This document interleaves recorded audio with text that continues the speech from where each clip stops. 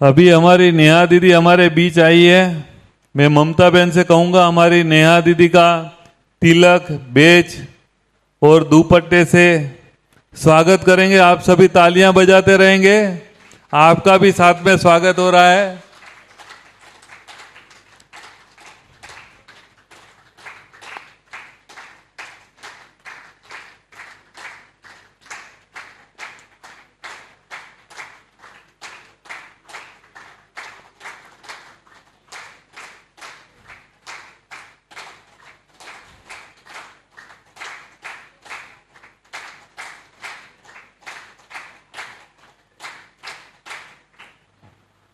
तो अभी जिस लक्ष्य को लेकर हम सभी यहाँ एकत्रित हुए हैं कि जो गीता ज्ञान, जिस ज्ञान के माध्यम से हम पूरी दुनिया को बदल सकते हैं। स्वामी विवेकानंद ने कहा था कि गीता में वो शक्ति है कि सभी धर्मों का समावेश कर सकती है। ये गीता ज्ञान है जो पूरी दुनिया को बदलने की शक्ति रखती है। इस गीता ज्ञान का सही प्रकार से प्रचार न होने के कारण आज हम अंधकारमय जीवन जी रहे हैं। स्वामी विवेकानंद अगर जीवित होते तो भारत का नक्शा कुछ और होता, लेकिन हमें बड़ा अफसोस के साथ ये कहना पड़ता है, स्वामी विवेकानंद बहुत कम आयु में 39 इयर्स में अपने शरीर को छोड़कर चले गए। अगर वो 20-25 साल भी और हमारे साथ रहते तो शायद भारत का पूरा एक नक्शा चेंज कर देते। और स्वामी विवेकानंद भी कहते थे, मुझे 100 कुमार मिले तो मैं भारत के देश के इतिहास को बदल दूंगा, भारत को स्वर्ग बना दूंगा। लेकिन यहाँ परमात्मा ने कहा, मुझे ऐसी कुमारी मिल जाए जो परमात्मा ज्ञान को घर घर तक पहुँचाए तो मैं भारत को स्वर्ग बना दूंगा। और हम भाग्यशाली है कि नेहा बहन जैसी कई कुमारी परमात्मा ज्ञान को जन जन तक पहुँचाने के लिए, परमात्मा के इस कार्य को आगे बढ़ाने के लिए हमारे साथ है। तो ऐसे बहन का जितना हम सम्मान करें, जितना धन्यवाद करें उतना कम है। जोत से जोत जगाते चलो, प्रेम की गंगा बहाते चलो। ऐसी हमारी प्रेम से भरपूर, स्नेह से भरपूर, ज्ञान से भरपूर अपने जीवन में परमात्मा को उतारने वाली हमारी नेहा दीदी, आप सभी को जो हमारा गीता है, जिसको हम कहते हैं भगवत गीता, आप देखेंगे किसी भी शास्त्र में भगवान शब्द नहीं है, बाइबल है चाहे कोई भी है, लेकिन ये भगवानुवाद शब्द सिर्फ गीता में है, क्योंकि भगवान ने गाया हुआ गीत है। तो भगवान ने जो गीत गाया, जैसे कोई गीत सुनता है तो उमंग उत्साह आ जाता है। कहते हैं कि मेरा रंग दे बसंती चोला, तो 2 मिनट के लिए व्यक्ति के अंदर ताकत आ जाती है। तो ये गीता भी वो एक ताकत देती है हमें, जो आज मनुष्य कहता है हम सत्यता के मार्ग पर नहीं चल सकते, हम प्रेम के मार्ग पर नहीं चल सकते, हम अहिंसा के मार्ग पर नहीं चल सकते। बापू गांधी भी कहता था कि अगर ये गीता को सभी लोगों को अच्छी तरह से पढ़ाया जाए तो हमारे देश में हर एक के अंदर सत्यता, प्रेम, अहिंसा दिखाई देगी। हर घर के अंदर राम और अपने कृष्ण जी जैसे गुणवान बच्चे पैदा होंगे। हर घर के अंदर दुर्गा, काली, लक्ष्मी जिसकी हम पूजा करते हैं, ऐसे बहनों का निर्माण हो सकते हैं। लेकिन ये बड़े अफसोस की बात है कि हम इस गीता ज्ञान का ठीक तरह से प्रचार नहीं कर पाए। उसी स्वामी विवेकानंद के स्वप्न को साकार करने के लिए हमारे त्रिनगर के अंदर हमारी नेहा बहन आई है, तो उनका जोरदार सम्मान करेंगे और आज के गीता प्रवचन का हमारी बहन आरंभ करेंगे। ओम शांति शांति शांति। अच्छा, अभी हमारी बहन के लिए वेलकम सॉन्ग भी रखा हुआ है। इस बहन का तो जितना सम्मान करे उतना कम है, लेकिन हमारा वेलकम सॉन्ग लेके हमारी बहन आ रही है, तो इस बहन के लिए जोरदार तालियां बजाएं।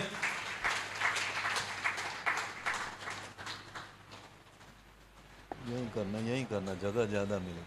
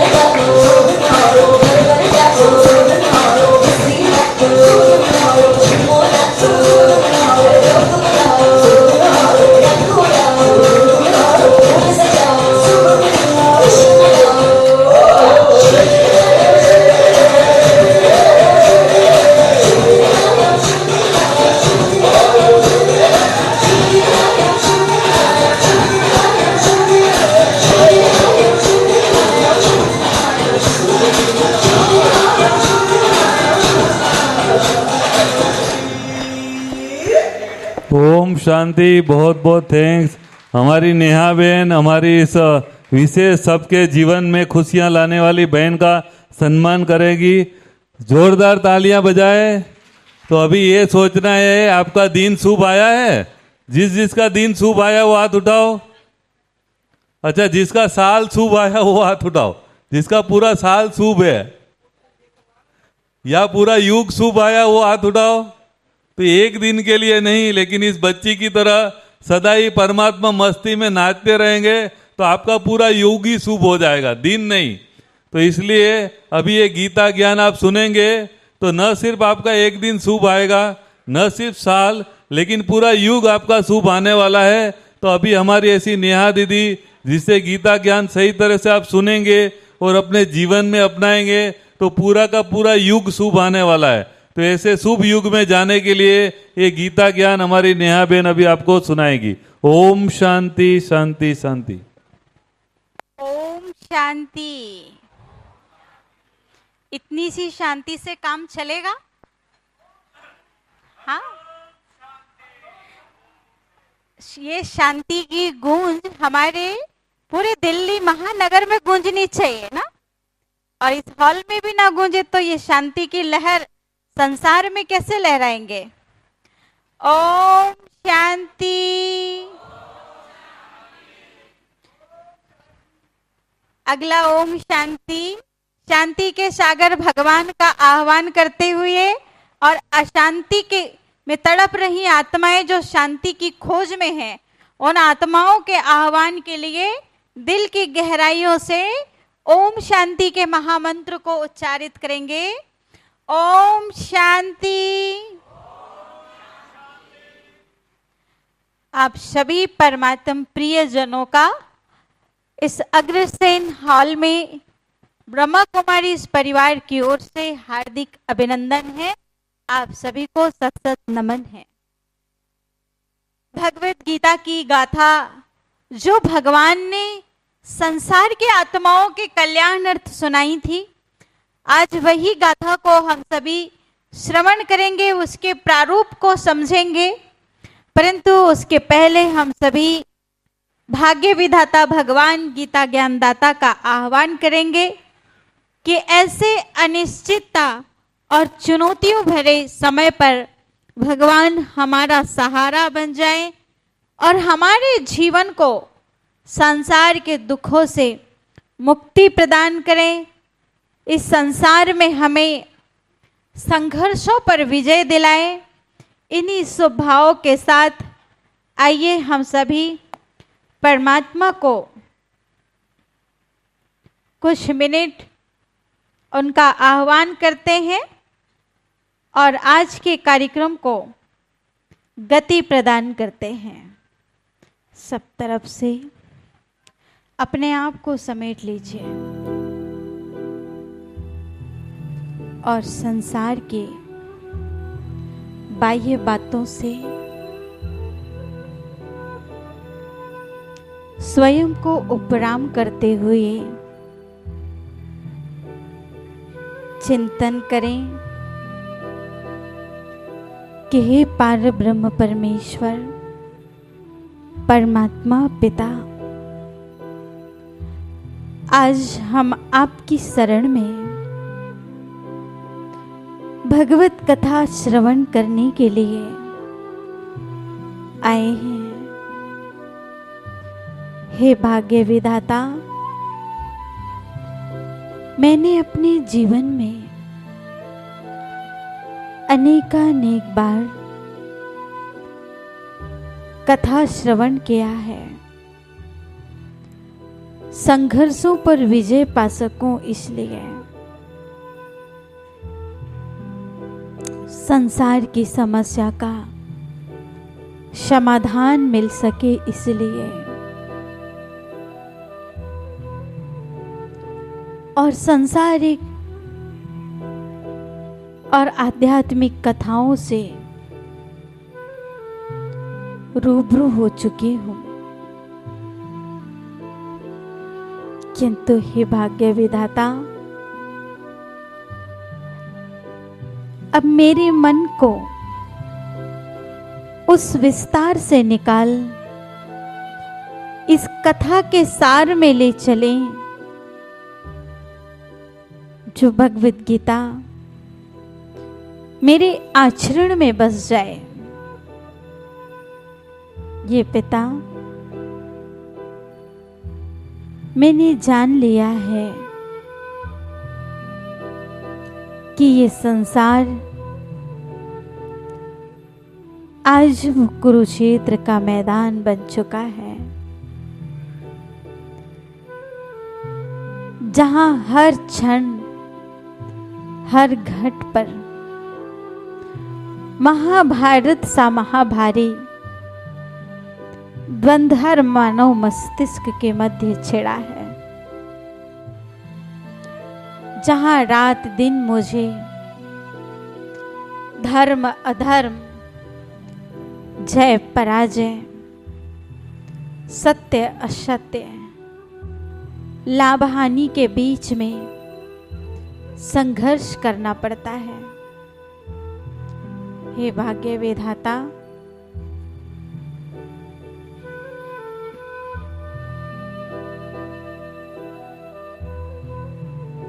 आज मेरा सहारा बने। जिस तरह से आपने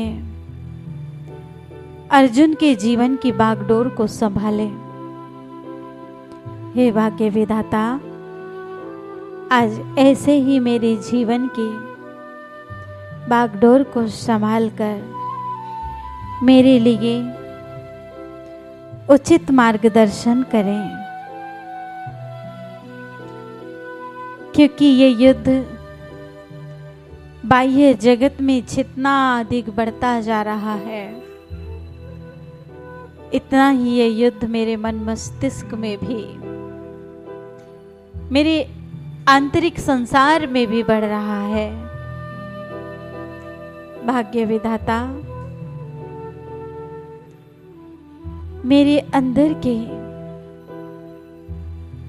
उस द्वंद्व को समाप्त कर मुझे यथार्थ की ओर ले चले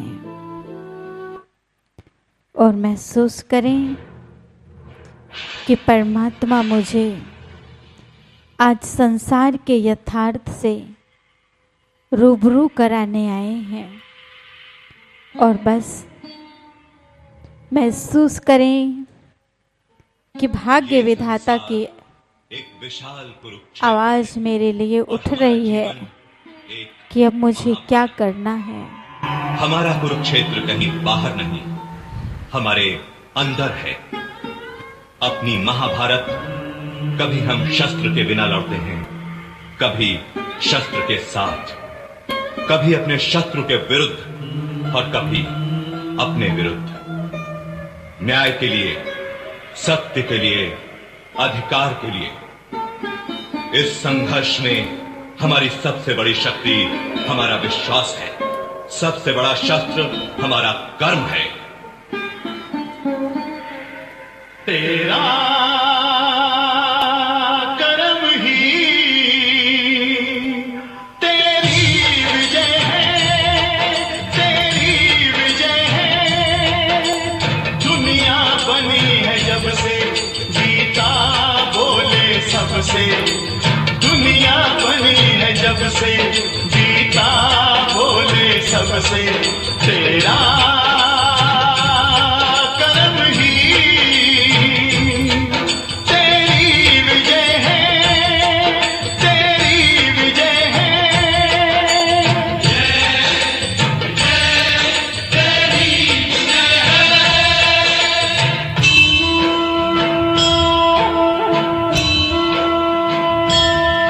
करनी ही तेरा धर्म है, इसके सिवा सब धर्म है।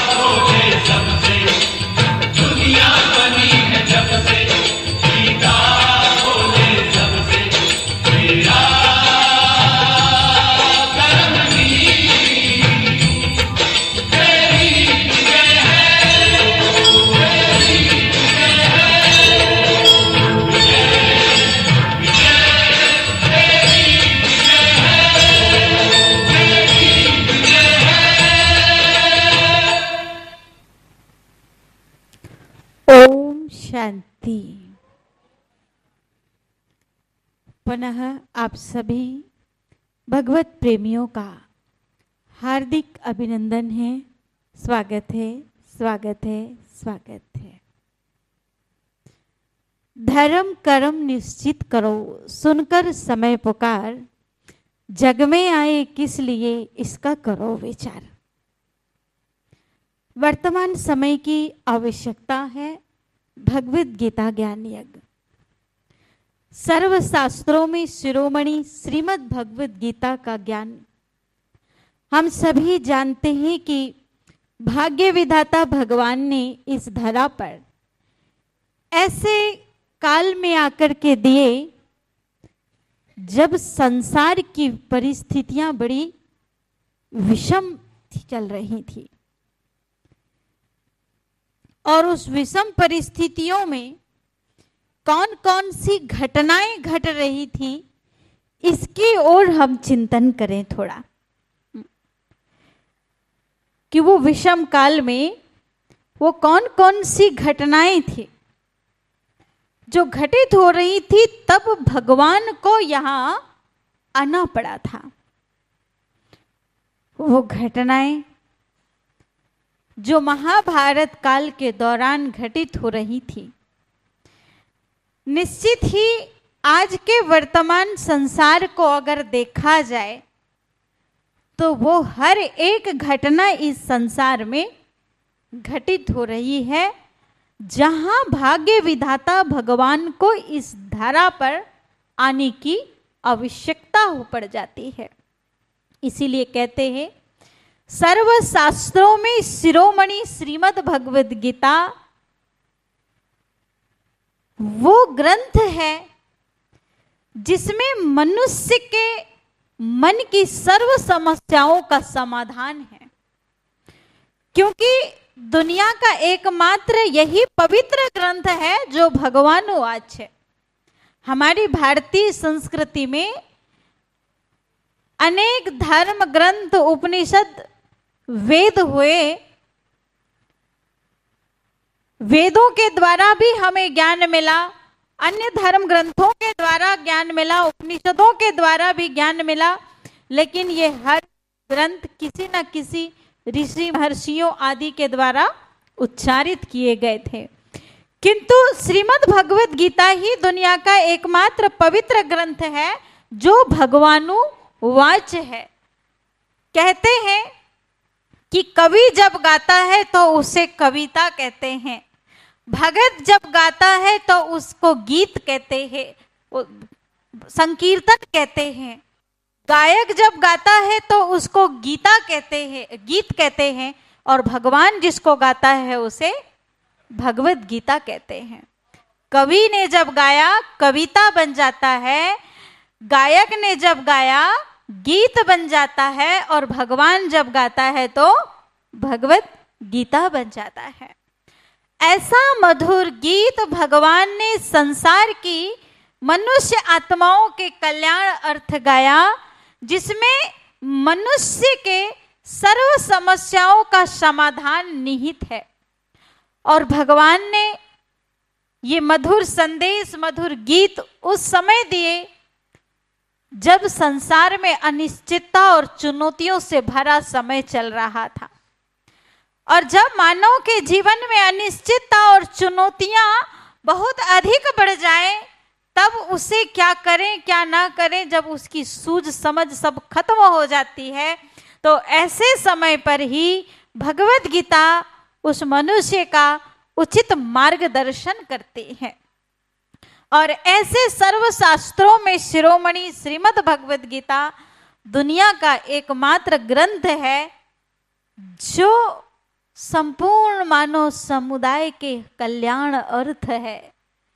क्योंकि ये ग्रंथ भगवद गीता किसी भाषा, धर्म, जाति पाति का भेद किए बिना मानव कल्याण का उपदेश देता है। और इसीलिए बापूजी राष्ट्रपिता महात्मा गांधी कहते हैं कि भगवद गीता दुनिया का वो पवित्र ग्रंथ है जिसमें वो अपना अनुभव लिखते हैं कि जब मेरा मन कई उलझनों में उलझ जाता था, क्या करूं क्या ना करूं, जब कुछ सूझता नहीं था, ऐसे समय में मैं जब श्रीमद् भगवत गीता के किसी भी पेज का अध्ययन करता तो मेरे मन को पुनः एक नई शक्ति मिलती और मैं एक नई ऊर्जा के साथ कार्य प्रारंभ कर देता। तो महात्मा गांधी जिन्होंने देश को आजाद कराने के लिए कितने सारे प्रयत्न किए और कितना सारा योगदान दिया, कितने लोगों का संगठन तैयार किया, देश में शांति का संदेश फैलाते हुए स्वतंत्रता की ओर जोर दिए, उनके सामने कितनी सारी उलझनें, कितनी सारी बातें आती रही होंगी, फिर भी ऐसे कमजोर जब मन हो जाता था तो श्रीमद् भगवत गीता की शरण में जाते थे। और उन्होंने कहा कि श्रीमद् भगवत गीता तो एक टॉनिक की तरह है, औषधि के तरह है। टॉनिक जिसमें सभी प्रकार के फलों का रस समाया हुआ हो, और जब मनुष्य बहुत कमजोर हो जाता है, डॉक्टर के पास जाते हैं हम, तो डॉक्टर्स हमको सलाह देते हैं कि ये टॉनिक ले लो, जल्दी से हम ठीक हो जाएंगे, रिकवर जल्दी हो जाएगी। इसी तरह से जब मानव के जीवन में कई प्रकार की उलझने हो, कई प्रकार का तनाव हो, मनुष्य का मन उलझा हुआ हो, ऐसे समय में श्रीमद् भगवत गीता एक टॉनिक का काम करती है, औषधीय गुणों से भरपूर है, क्योंकि वो औषधि शरीर को स्वस्थ करेगी और भगवत गीता रूपी औषधि किसको ठीक करेगी? मन को ठीक करेगी। मतलब सीधी सी बात है कि श्रीमद् भगवत गीता परिस्थिति को ठीक करने वाला ग्रंथ नहीं है। किस चीज को ठीक करने वाला है? मन स्थिति को ठीक करने वाला ग्रंथ है। भगवत ज्ञान से मनुष्य की मन स्थिति इतनी ऊंची हो जाती है कि संसार की आपदाएं, विपत्तियां, परेशानियां, उलझने सब छोटी हो जाती हैं। इसी बात का महत्व और भी बढ़ाते हुए महर्षि वेदव्यास जी श्रीमद् भगवत गीता की महिमा करते हुए कहते हैं कि सर्वो उपनिषदो गाओ दोग्धा गोपाल नंदन पार्थो वत्स सुधीर भोगताम दुग्धाम गीतामृतम महत्व। कि महर्षि वेदव्यास भगवत गीता का महत्व बताते हुए कहते हैं कि सर्वो उपनिषदो गाओ दुग्धा गोपाल नंदन। यहाँ उदाहरण के माध्यम से महर्षि वेदव्यास भगवत गीता की महिमा का वर्णन करते हुए कहते हैं कि मान लिया जाए कि गाय के अंग अंग में वेद और उपनिषद विराजमान है, और गाय के अंग अंग में वेद और उपनिषदों का विराजित होना माना हमारी भारतीय संस्कृति के अंदर गौ पूजनीय है। और पूजनीय क्यों है? गाय में सबसे ज्यादा महत्व अगर होता है तो गाय के दूध का होता है, और केवल दूध ही नहीं, गाय के मूत्र का देखिए, गौ के गोबर का देखिए, गौ के स्पर्श से देखिए, कितनी सारी पॉजिटिव एनर्जी हमको मिलती है, उत्तम स्वास्थ्य की प्राप्ति हमें होती है। तो गाय का केवल दुग्ध नहीं, अंग अंग महत्वपूर्ण है, लेकिन सबसे ज्यादा महत्व दूध का होता है। ठीक इसी तरह से महर्षि वेदव्यास जी ये स्पष्ट करना चाहते हैं कि मान लिया जाए कि गाय के अंग अंग में वेद और उपनिषद हैं। माना हमारी भारतीय संस्कृति में हमारे चारों वेद, 18 पुराण और अनेक धर्म ग्रंथ और शास्त्रों का अपना महत्व है, लेकिन उन सब का अगर सार निकाला जाए तो वो सार श्रीमद् भगवत गीता है, जिसको उन्होंने कहा कि श्रीमद् भगवत गीता रूपी दुग्ध अर्जुन रूपी बछड़ा श्री कृष्ण रूपी ग्वाले की मदद से रसपान कर रहा है। तो जब गीता अमृत रूपी दुग्ध जिस मनुष्य को मिलता हो और उस मनुष्य को दुग्ध पान करने की माना ज्ञान अमृत को पीने की या ज्ञान अमृत को अपने जीवन में उतारने की जिज्ञासा अर्जुन की भांति हो, तो निश्चित ही भगवान की प्राप्ति हमें होना ही है, क्योंकि भगवान से ही अर्जुन ने डायरेक्ट ज्ञान सुने थे और किस तरह से श्रवण किए थे, इसी यथार्थ की ओर हम सभी को बढ़ना है, जिसमें बताया कि अष्टादशो पुराणानि नौ व्याकरणानि च निर्मध्ये चतुरो वेदान मुनिनाम भारतम कृतम भारतस्य सारमुद्धृत कृष्णेन मुखे पदाद्विनि श्रता। कि 18 पुराण और चारों वेदों का मंथन करके जो मक्खन निकला था, भगवत गीता रूपी अमृत, उस अमृत को भगवान अर्जुन के मुख में डाल रहे हैं। मुखे पदाद्विनि श्रता, कि उनके मुख में उस मक्खन को डाल रहे हैं और उस मक्खन के साथ ही अर्जुन की सारी समस्याएं समाप्त हो जा रही हैं, होती जा रही हैं। ठीक है, ऐसे ही हम सभी के जीवन में कोई ना कोई उलझन है, कोई ना कोई तनाव होता है, हम सभी के जीवन में भी कोई ना कोई बातें होती हैं।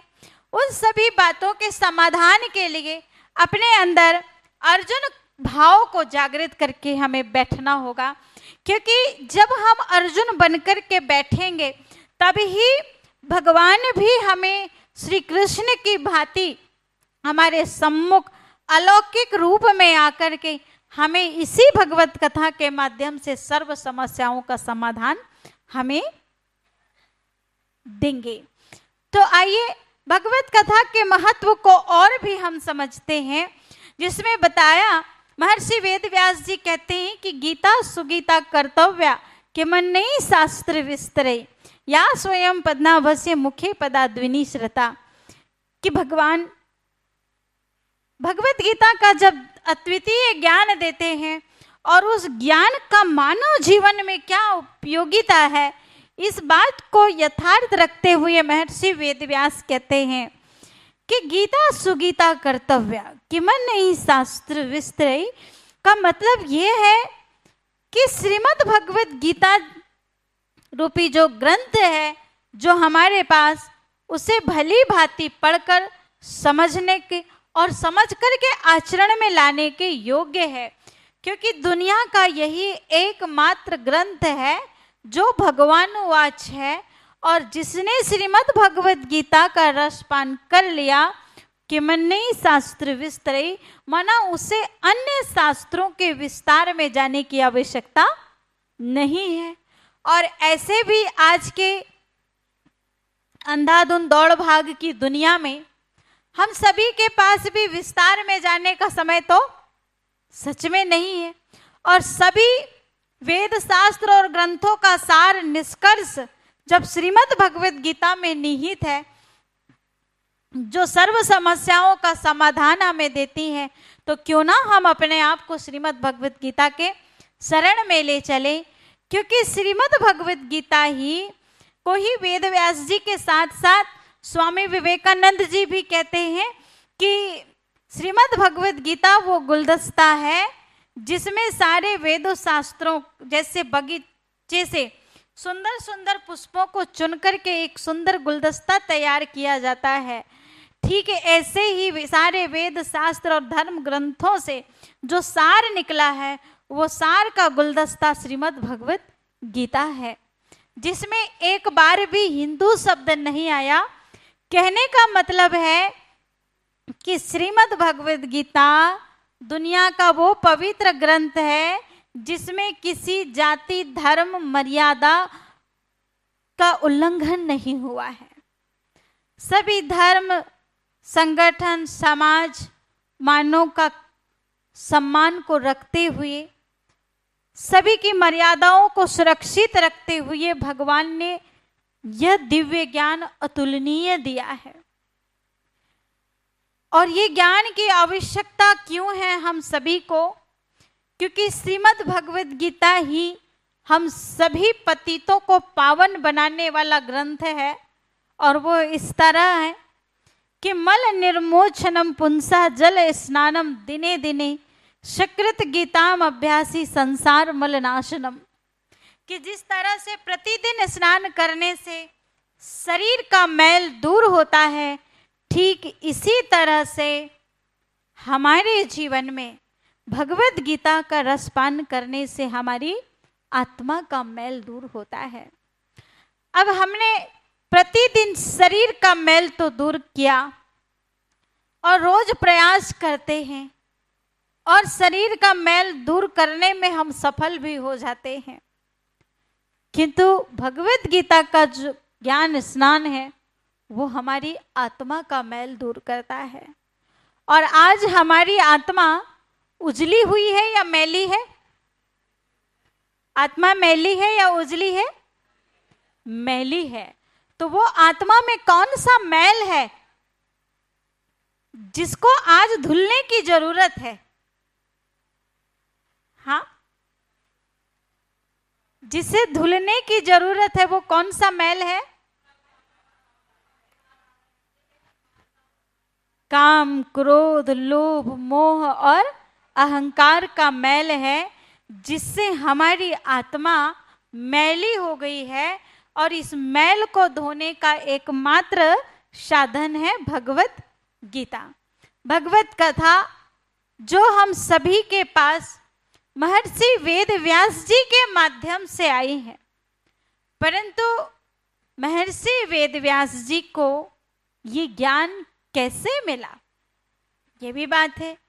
क्योंकि जब महाभारत का युद्ध कुरुक्षेत्र के मैदान में चल रहा था, तब क्या उस रणभूमि में वेद व्यास जी उपस्थित थे?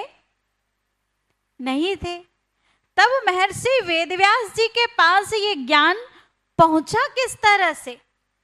क्योंकि ज्ञान के आरंभ को अगर हम समझते हैं ना, तो जो धारा अर्जुन पर प्रवाहित होती है ज्ञान की, जो धारा महर्षि वेदव्यास पर प्रवाहित होती है, वही धारा को हम अपने ऊपर भी ला सकते हैं और अपने जीवन को पावन कर सकते हैं। तो हम सभी जानते हैं कि महर्षि वेदव्यास जी कोई साधारण व्यक्ति तो नहीं थे। जन्म भले साधारण हुए, लेकिन अब जन्मे साधारण थे, लेकिन अपने सत्कर्मों से अपने आप को उन्होंने महान बना लिया। और ऋषि मुनि त्रिकालदर्शी होते थे और द्वापर कालीन समय था जब वो एक दिन ध्यानिष्ठ अवस्था में बैठते हैं। जिस समय वे ध्यानिष्ठ अवस्था में बैठते हैं, उसी समय उन्हें दिव्य ज्ञान की प्राप्ति हुई, जिस ज्ञान के द्वारा संपूर्ण संसार का कल्याण किया जा सकता था। परंतु बात ये हुई कि जो दिव्य ज्ञान की प्राप्ति हो रही थी वो बड़ा ही रहस्यमय था, पहली बार मिल रहा था। तो उन्होंने सोचा कि अभी जो साक्षात्कार हो रहा है, साक्षात्कार के द्वारा मुझे जिस ज्ञान की प्राप्ति हो रही है, इसे ध्यानिष्ठ अवस्था से उठने के बाद मैं लिपिबद्ध कर लूंगा। किंतु जैसे ही ये ध्यानिष्ठ अवस्था से उठते हैं, उसके तुरंत बाद जब इस ज्ञान की वे लिपिबद्ध करना चाहते हैं, तो हुआ ये कि साक्षात्कार एक ऐसी दशा है जो स्वप्नवत संसार की तरह होता है। और स्वप्नवत संसार वो है जहां पर हमें नींद में जब स्वप्न दिखाई देता है तो लगता है हम आसमान में उड़ रहे हैं, और जैसे ही नींद खुली जागे तो अपने पलंग पर होते हैं और वो आसमान वही रह जाता है ना। ठीक साक्षात्कार की दशा है, क्योंकि साक्षात्कार के समय मन की दशा बहुत हाई लेवल की हो जाती है, ऊंची होती है। और जब उस ध्यानिष्ठ अवस्था से हटने के बाद मन की वो दशा नहीं रहती। आपने भी अनुभव किया हो, कभी मंदिर हम जाते हैं तब हमारी मनोदशा अलग रहती है। अभी आप इस सत्संग हॉल में बैठे हैं, यहाँ हमारी मनोदशा अलग है। घर जाएंगे तो अलग हो जाएगी, सेंटर जाओ तो अलग हो जाती, सेंटर से घर जाओ तो अलग हो जाती। स्थान परिवर्तन से भी मन की दशाएं बदलती हैं। तो वो तो अवस्था का परिवर्तन था, तो वे लिपिबद्ध नहीं कर पाए। दूसरे दिन सोचते हैं, उन्हें पूर्व ही आभास था कि अभी ये ज्ञान पूर्ण रीति प्राप्त नहीं हुआ है, आगे इस ज्ञान का साक्षात्कार उन्हें और भी होना है। तभी उनके मन में विचार आता है कि एक दिन का ज्ञान लिपिबद्ध नहीं किया तो क्या हुआ, आगे तो और भी मुझे ज्ञान मिलना है। तो अगले दिन वे सोचते हैं कि मैं कागज और कलम लेकर के बैठूं ताकि इस दिव्य ज्ञान की प्राप्ति मुझे सतत होती रहे, सतत होती रहे। तो सर्व शास्त्रों में शिरोमणि श्रीमद् भगवत गीता के माध्यम से हमने ये जाना कि दूसरे दिन महर्षि वेदव्यास जी कागज कलम लेकर के ज्ञान को लिपिबद्ध करने बैठते हैं, परंतु हुआ ये कि ज्ञान आज कल की अपेक्षा और भी गहरा होते जा रहा था। जो पहली बार ज्ञान प्राप्त हो रहा था, जिसे शब्दों में व्यक्त करने में समय लगता था, लेकिन साक्षात्कार एक ऐसी दशा है जैसे हमारी टीवी स्क्रीन पर बहुत अच्छा सीरियल या बहुत अच्छी फिल्म आती हो, और जैसे ही हमारी माताएं बहनें टीवी और फिल्म में देखने लग जाती हैं सीरियल, तो भूल जाती हैं कि मुझे कौन सा काम करना है, पीछे क्या करके आई हूँ, मैंने अपने गैस बर्नर पे क्या चढ़ा के आया है, दूध जल रहा है, सब्जी जल रही है, चावल जल रहे हैं, हम भूल जाते हैं ना। ऐसे ही महर्षि वेदव्यास जी उस साक्षात्कार में इतने मगन हो गए, इतने खो गए कि वे लिपिबद्ध करना भूल गए। कुछ देर के बाद जब साक्षात्कार उन्हें होने लगा, याद आया कि अजी मुझे तो इस ज्ञान को लिखना भी है, लिपिबद्ध भी करना है। तो हुआ यूं कि साक्षात्कार का रिमोट कंट्रोल वेदव्यास जी के पास नहीं था, तो जब वो लिखने जाते थे तो साक्षात्कार देख नहीं पाते थे, और जब देखते थे तो वो लिख नहीं पाते थे। बड़े दुखी हुए और सोचने लगे मन ही मन कि संपूर्ण संसार के उद्धार के लिए ये ज्ञान है और जन जन तक पहुंचाना चाहिए, ताकि अनेकों का जीवन इसमें सफल हो जाए, अनेकों को मुक्ति मिल जाए। तो चिंता में पड़ गए कि जन जन तक अगर ये ज्ञान मैंने नहीं पहुंचा पाया तो भगवान की नजरों में मेरा क्या स्थान होगा, और जब लोगों को पता चलेगा कि भगवान ने इन्हें ज्ञान दिया और इन्होंने हम तक नहीं पहुंचा पाया, तो लोग हमें उलाहना ना दे। इसीलिए वे भगवान से प्रार्थना करने लगे और प्रार्थना करते हैं, आपने जिस दिव्य ज्ञान की प्राप्ति करवाएं और जन जन तक अगर मैं ये ज्ञान नहीं पहुंचा पाया तो लोगों की नजरों में मेरा क्या स्थान होगा, आपकी नजरों में मेरा क्या स्थान होगा, मुझे कोई लिखने वाला प्रदान करें। तब बताते हैं कि श्री गणेश जी वहां सामने आए और श्री गणेश जी भगवान के माध्यम से उन्हें मिले, किंतु जैसे ही गणेश जी को दिया, भगवान ने महर्षि वेदव्यास जी को कहा कि ये हैं आपके राइटर, आप इनसे कहें। तब गणेश जी ने एक शर्त रख दिए कि देखो भाई, मैं बहुत तीव्र गति से लिखने वाला फास्ट राइटर हूँ, और एक क्षण भी अगर तुम यहाँ रुके तो मैं उसी क्षण उठकर वहाँ से चला जाऊंगा। जैसे ही गणेश जी आए तो गणेश जी से विनती करने लगे महर्षि वेदव्यास। महाभारत के आदि पर्व के 77वें श्लोक में कहते हैं कि लेखको भारतस्य से भवतोम गणनायक मम्म्यू प्रोचमानस्य मनसा कल्पितस्य च।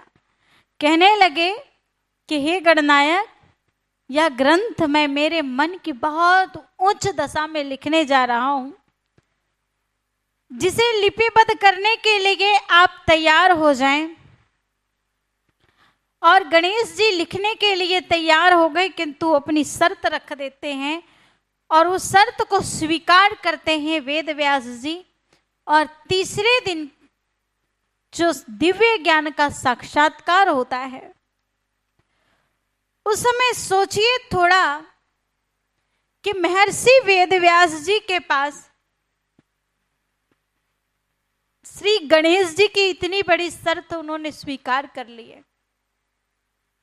क्या और कोई दूसरे राइटर नहीं थे वहां? और कोई दूसरे राइटर रहे होंगे या नहीं? राइटर तो बहुत रहे होंगे, किंतु ये राइटर केवल लिखने वाला नहीं चाहिए था, ये समझकर लिखने वाले चाहिए थे, जो समझकर इस रीति लिखे कि जन जन तक यह संदेश जाए तो हर किसी को स्पष्ट समझ में आ जाए। तो श्री गणेश जी प्रथम पूज्य देवताओं में हैं, तो प्रथम पूज्य क्यों हैं? अपनी बुद्धि बल के कारण या भारी भरकम शरीर के कारण? बुद्धि बल के कारण। तो लिखने वाले भी बुद्धिवान चाहिए थे, जिस ज्ञान को, जिस फीलिंग को, जो की वाणी है उसको यथार्थ रूप में जन जन तक पहुंचा सके। और इस तरह से तीसरे दिन का दिव्य ज्ञान जब भगवान देना प्रारंभ करते हैं महर्षि वेदव्यास जी ने, तो वैसे ही पहले श्लोक में श्री गणेश अपनी शर्त भूल जाते हैं। और पहला है श्लोक जो तीसरे दिन से हमारे पास भगवत कथा आती है, जो कुरुक्षेत्र के मैदान में भगवान ने दिव्य ज्ञान दिए, और वो इस तरह से है कि धृतराष्ट्र संजय से पूछते हैं कि धर्म क्षेत्रे कुरुक्षेत्रे संवेता युयुत सभा मामका पांडवश्च पुत्र किम कुर्वत संजय। कि संजय तुम मुझे बताओ कि इस समय मेरे और पांडु के पुत्र क्या कर रहे हैं धर्म क्षेत्र और कुरुक्षेत्र में। धर्म क्षेत्रे कुरुक्षेत्रे, धर्म क्षेत्र और कुरुक्षेत्र में इस समय मेरे और पांडु के पुत्र क्या कर रहे हैं, तुम मुझे सुनाओ। तो अब थोड़ा यहाँ श्लोक को समझिए और भाव की ओर हम चलते हैं कि पांडव और कौरव जो एक ही परिवार के लोग हैं, ये एक ही स्थान पे थे या अलग अलग भूखंड पे थे? एक ही स्थान पर हैं, और एक ही स्थान को दो नामों से संबोधित किया जा रहा है, वो भी संजय जैसे बुद्धिजीवी प्राणी के सामने, जो केवल इशारे से समझ सकते थे, इशारे को समझते थे। वो बुद्धिजीवी प्राणी के लिए बात क्या आ रही कि एक ही स्थान को दो नामों से संबोधित किया जा रहा है, धर्म क्षेत्र और कुरुक्षेत्र। धर्म क्षेत्र भी वही स्थान है, कुरुक्षेत्र भी वही स्थान है। कहने का भाव ये है कि वहां दो सेनाएं थी। परिवार तो एक ही था, लेकिन सेना पार्टी दो थी। एक धर्म को धारण करने वाली और दूसरी अधर्म और पाखंड के अधीन हुई। तो कुरुक्षेत्र क्या है, इस शब्द को हम जानेंगे। कुरुक्षेत्र जो आप सभी के काफी नजदीक होता है। मुझे ऐसा लगता है कि आप लोगों में से अधिकतर व्यक्ति ने जो हमारे कुरुभूमि ऐतिहासिक स्थल है वो हर किसी ने देखा है ना।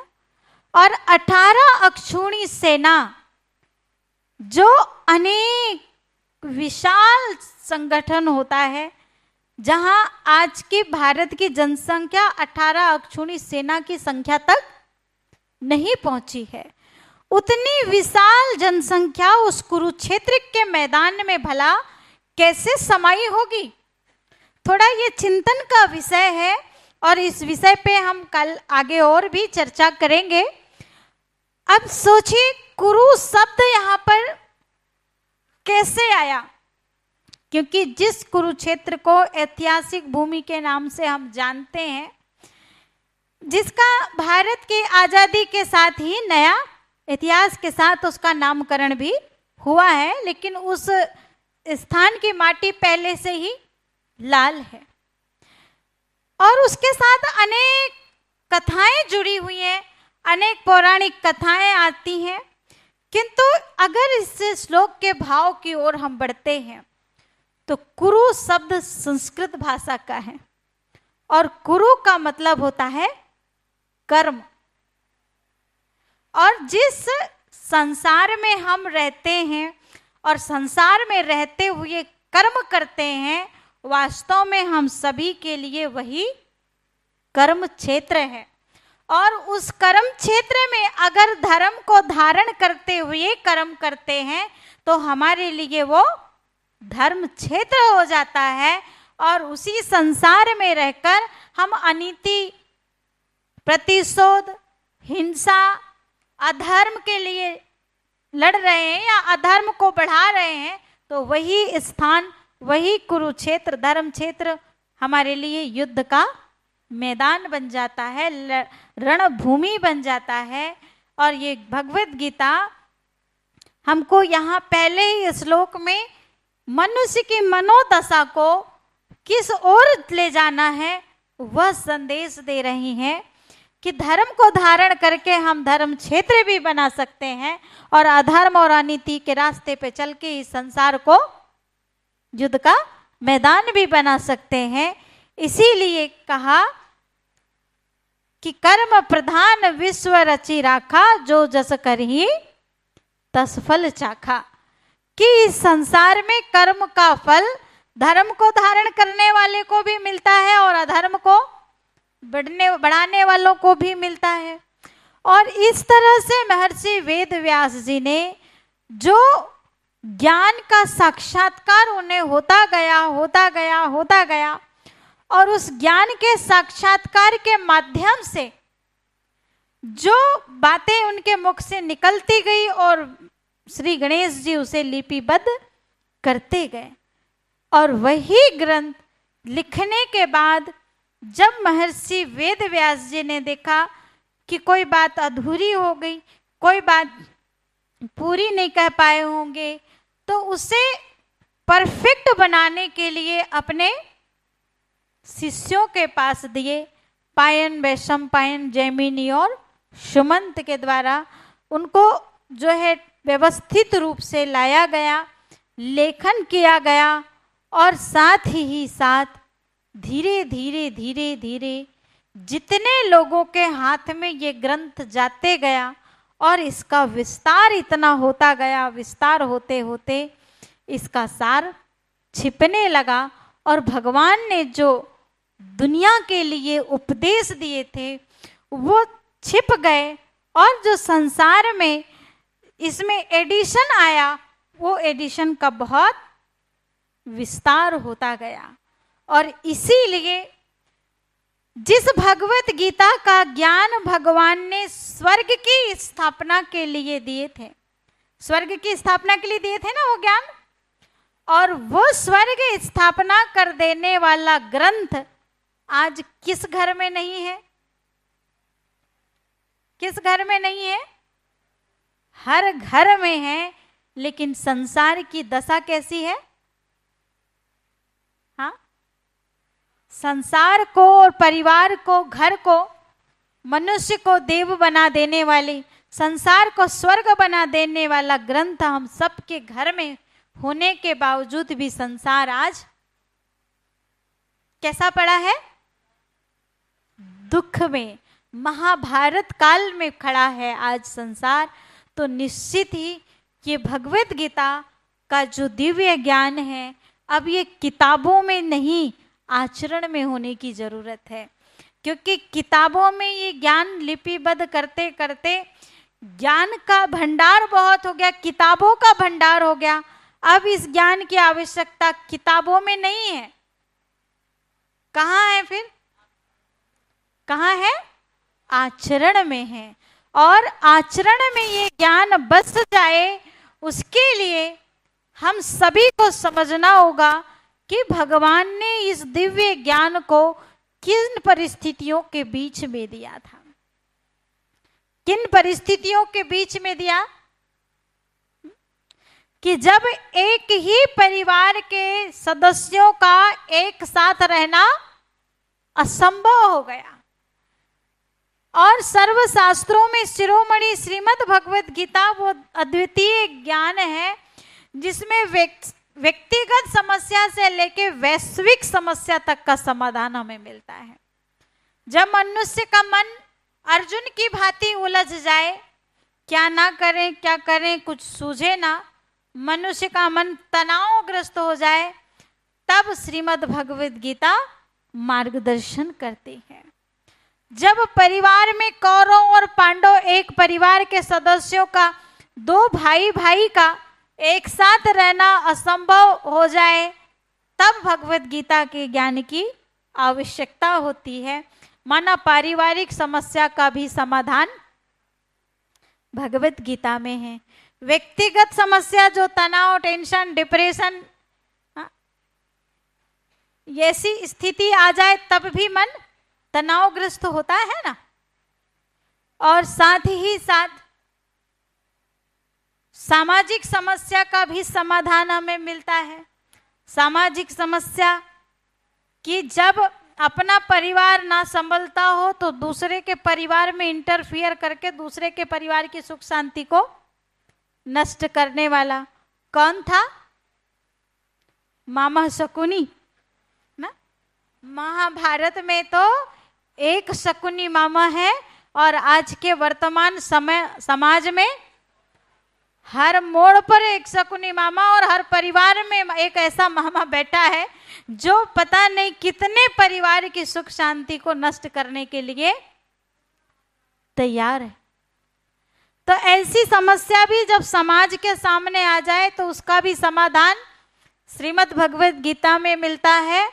और राष्ट्रीय समस्या जब राष्ट्र के अंदर उथल पुथल मच जाए, देश की एकता, देश की सद्भावना, देश का आपसी प्रेम, चाहे व्यवसाय हो, चाहे धार्मिक रूप में हो, चाहे वो पारिवारिक रूप में हो, जब टूटने लगे, जब धर्म की रक्षा ना हो सके, जब सत्य को न्याय ना मिले, दया करुणा समाप्त हो जाए, ऐसे समय में राष्ट्र की रक्षा करने के लिए भी श्रीमद् भगवत गीता में ही हमें उचित उपाय प्राप्त होता है। और वैश्विक समस्या जब यही लड़ाई विश्व स्तर पर छिड़ जाए, जहां पर एक देश दूसरे देश की प्रतीक्षा कर रहा है कि ये शुरू करे तो तबाही का काम मैं शुरू करूं, ऐसी समस्या का समाधान भी एकमात्र ग्रंथ सर्वशास्त्रमयी शिरोमणि श्रीमद् भगवत गीता में निहित है। और सर्वशास्त्रों में शिरोमणि श्रीमद् भगवत गीता में जो अद्वितीय ग्रंथ है हमें ज्ञान के रूप में मिला है, और उसी दिव्य ज्ञान के द्वारा हमें समझने की आवश्यकता है कि इसकी जरूरत हमें है या नहीं। अच्छा, भगवत गीता की जरूरत हमें है या नहीं? क्यों है? क्यों है? आप अच्छा, ये ज्ञान भगवान ने कब दिए थे अर्जुन को? जब अर्जुन को युद्ध करना था कुरुक्षेत्र के मैदान में ना? आपको कौन सा युद्ध करना है जो आपको जरूरत है? किससे युद्ध करना है? हाँ हाँ, और आप सबको किससे युद्ध करना है? हाँ, ये युद्ध परिवार से नहीं है, ये युद्ध पड़ोस से नहीं है, ये युद्ध रिश्तेदारों से नहीं है, ये युद्ध समाज से नहीं है, ये युद्ध देश से नहीं है, ये युद्ध खुद के अंदर की बुराइयों से है, खुद के अंदर की कमजोरियों से है। और इसी बात के लिए कहा कि मन के हारे हार है और मन के जीते जीत है। हमें अपने अंदर की कमजोरियों को जीतना है, क्योंकि श्रीमद् भगवत गीता जो ग्रंथ है ना वो अहिंसक है, हिंसा को बढ़ाने वाला ग्रंथ नहीं है। अहिंसक ग्रंथ कैसे है ये भी हम आगे समझेंगे। परंतु अगर हमें गीता ज्ञान की आवश्यकता है तो ये गीता ज्ञान पांडव और कौरव थे, असंख्य लोगों के बीच में ये ज्ञान किसको मिला? हाँ जी, पांडवों में भी। अच्छा, इतनी बड़ी अक्षौणी सेना, इतने रथ हाथी दल बल के बाद भी एक अर्जुन को ज्ञान मिला, और यहां तो हम फिर भी काफी बड़ी संख्या है या नहीं है? तो हम कौन हैं? ये तो आप कह रहे हैं। हाँ, ये तो हम कह रहे हैं, पर हमें सर्टिफिकेट